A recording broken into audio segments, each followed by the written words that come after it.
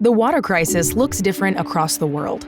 While some of us don't see it yet, others see it every day. At P&G, we are restoring water in 18 water-stressed areas where we work because we know it's where we can make the biggest difference.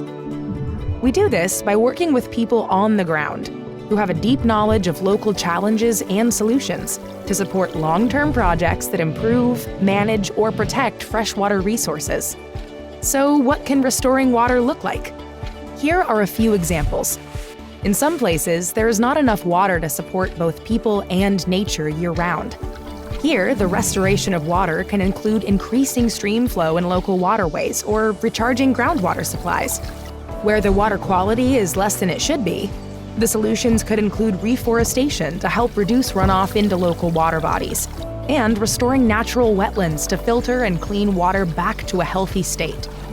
When water access is the challenge, solutions can include digging wells for local communities or connecting homes to safe water systems.